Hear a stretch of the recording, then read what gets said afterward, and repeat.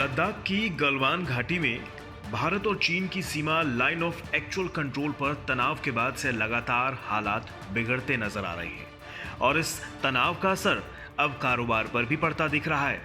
इस बीच भारत सरकार ने चीन को आर्थिक मोर्चे पर घेरना शुरू कर दिया है और कई जगह चीनी सामान को बैन करने की बहस चल रही है।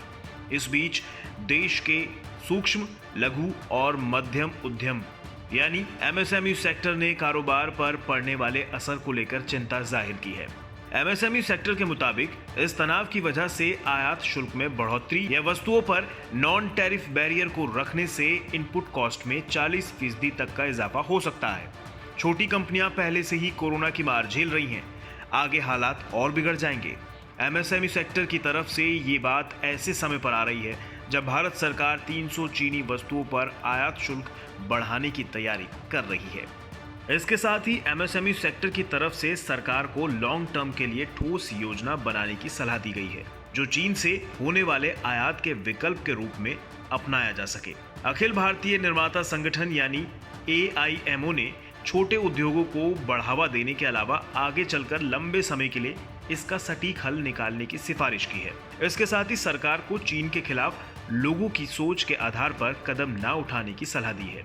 एक बातचीत के दौरान इस सेक्टर के कई छोटे निर्माताओं ने बताया कि अगर चीन से आयात बंद हो जाता है तो उनकी इनपुट लागत काफी बढ़ जाएगी।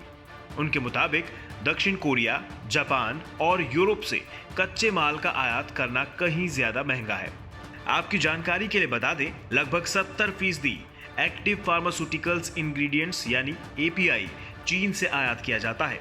यदि इन आयातों को रोक दिया जाता है तो दवा की लागत बढ़ जाएगी और ऐसा होने पर सबसे ज्यादा छोटे कारोबारियों पर असर पड़ेगा। अब ऐसे में क्या मेड इन चाइना को एक झटके में ऐसे बाय बाय बोला जा सकता है? क्योंकि भारत में चीन से जो चीजें आयात होती हैं उनमें मशीनरी, टेलीकॉम उपकरण, बिजली से जुड़े उपकरण, ऑर्गेनिक केमिकल्स यानी जैविक रसायन और खाद्य शामिल है। साफ है कि चीनी सामान को बाय बाय करने से पहले भारत को उनके दूसरे रास्ते यानी विकल्प तलाशने पड़ेंगे। आपकी क्या राय है? हमें कमेंट बॉक्स में जरूर बताएं।